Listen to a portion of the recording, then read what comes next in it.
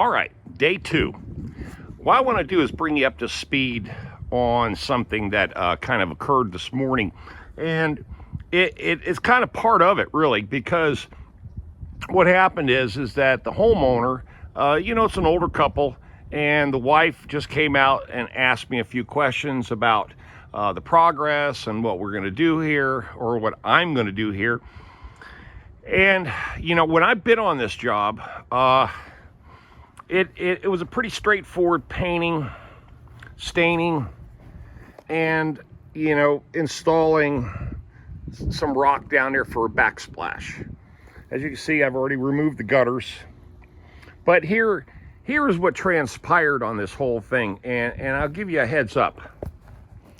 Hey, good. It's still morning. It's like 11:45. But what transpired here is this: is that the homeowner felt like the guys who built this did a great job. Let me just say it again. They did a good job building this, but the materials are, again, what they are. So you can't really force the issue with materials sometimes, because they're going to have a lot of imperfections, and I'll just show you what they are, because she wants me now to fix all the imperfections, which wasn't part of the original bid. Okay, so here we go. So as you can tell, as you will be able to tell, see these knots, see these big cracks, see them? Okay, well, they're everywhere, obviously.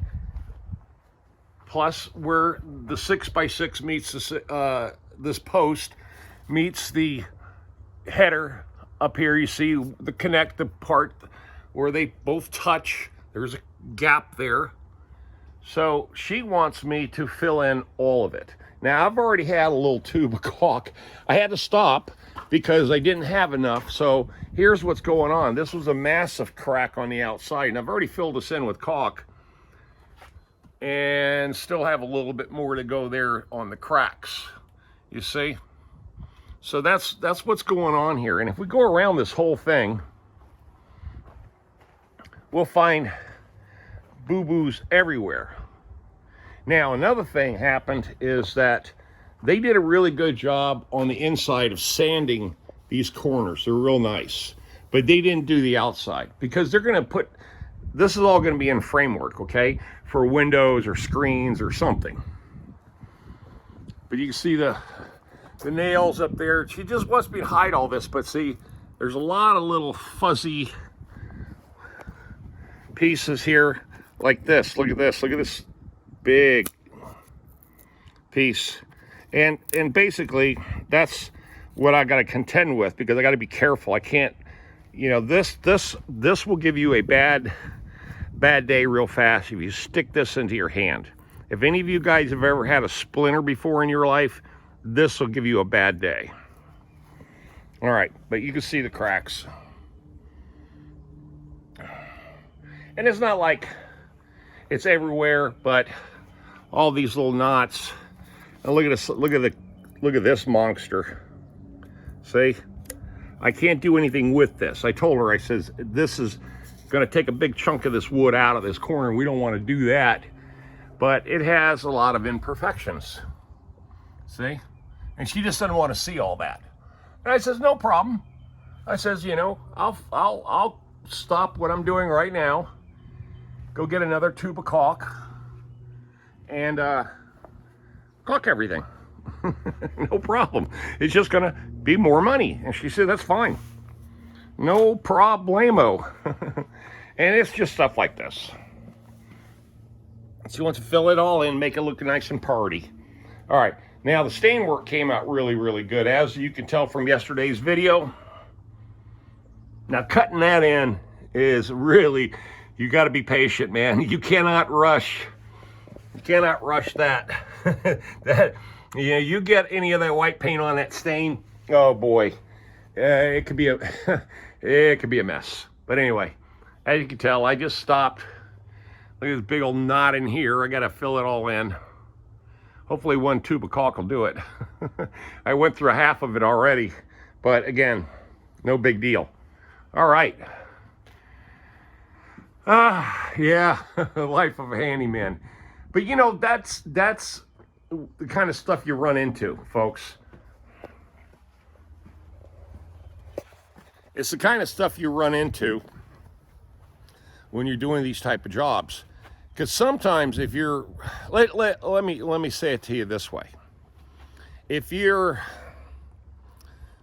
conversation up front is very, very, honest and direct, when you're putting these bids together and you share, hey, this is what I'm going to do and this is what it's going to cost. This is the materials involved, et cetera, then if they come back at you and say, oh, well, what are you going to do here? What are you going to do there? And they start throwing all these add-ons, you just have to be straight up honest. Don't hold back. That's going to cost you more, folks. And just sit back and shut up. Because guess what? They know it. They already know it. But they're people test you when it comes down to this kind of work. And unfortunately, yeah. And here's another thing, and I'm going to be bluntly honest with you. The examples next door, okay? Hold on. I'm going to put on these gutters, there's two of them here. I'm going to put just some extensions that come out to about right here, okay? Nothing fancy. I didn't even charge for it because I had the 4-inch corrugated pipe, okay? No big deal. I just said, hey, I'll just throw in this as a benefit so we don't have to use these things, these little trays. See? These are worthless. The only thing these things do is stop the initial erosion right here from the gutter, okay? So it doesn't erode this part of the land out, or the yard, and the water just slowly exits right here, okay? But they thought, and there's nobody, something happened here. They bought the house, and now there's a realtor box on it, and there's nobody here. So what they thought, and remember, this was an assumption that I was going to do this and bury it and run it all the way out to a catch basin. See? And I said, guess what I said? Oh no, I'm not doing that. No. I said, this house here is completely different than your house. And the reason why is this, it's simple. If you take this 2-story house and you take that entire roof line up there, it all feeds into one gutter. So the guy who originally bought this, or the family who originally bought this, they installed this. This was a smart idea.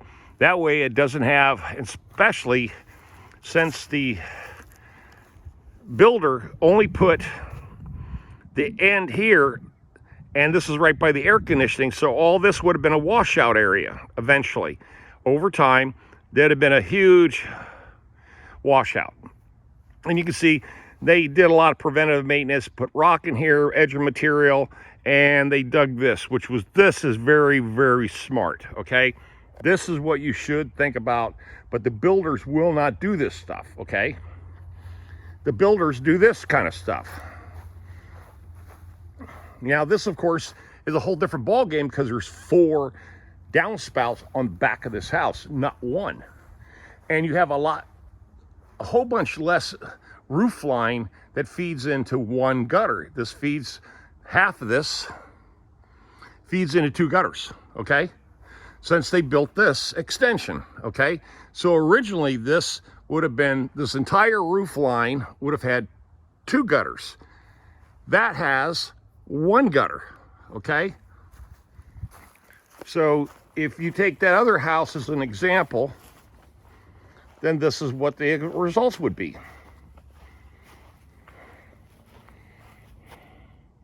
Now, this particular air conditioner is a little bit further away over here, but the way the other house is, the gutter was exiting this way, okay? They cut it off and they buried this thing underground, so this would not become an erosion point. I mentioned that to them, and I said we ought to put rock all the way around here, some edger material, because you can see what already is happening. Look, see? That's what happens. And over time, a crap load of dirt gets built up around this because of this stupid mulch. It rains on it, and then it turns this $5,000 air conditioner into a mud puddle. And they put these little stupid plastic trays down. They don't elevate it. They put it at ground level. So in reality, that's a stupid way to engineer this. This to be raised off the ground somewhat. Should be put on a concrete pad, you know, at least 3 to 4 inches off the ground. But oh no, they don't do that. Okay. Okay, that's my rant handyman video for the day. Now, this is how the channel got started originally, guys. You know that. This is the way I started this channel. Was ranting about other builders, painters, the tapers versus the freehanders. You know, a lot of popularity, a lot of videos went viral because of this stuff. And I got away from it because of a conflict of interest with the channel and one of my industrial contracts. As you know, I changed the name, I changed the content of the videos to the channel and turned it into Prepper Life, which, you know, like I said, it was just to keep, I just wanted to keep my butt out of the sling and not lose money and lose contracts because of a stupid decision I made about posting some videos about certain job sites that I should have done. That's kind of what happened. So anyway, oh man, what can I tell you? But we still are Mr. Fix-All. And I'm not changing the channel back to this. I mean, this is not my intent at all to do this. My intent, and of course, you know, there's a lot of segments to the channel that were different too, like Are You Hungry? I haven't done any of that anymore because I had to change my diet, so I don't barbecue and I don't eat meat anymore. So there's a lot of little things that have changed. You know, we all have to go through change, right? We all have to go through change. And I am no exception to the rule. So the channel changes, life changes, you know, things change, and that's what happens. So on that note, love you guys. Subscribe, share, like, leave those comments. As always, smash the bell for future notifications. You know me, I'm Tom, owner of Mr. Fix-All, and also the Off-Grid Farm, Prepper Life. Y'all stay tuned. Y'all stay blessed. I'm out of here. On a beautiful day, man. It's going to be 80. It's going to be 80 this week, yes. Out of here.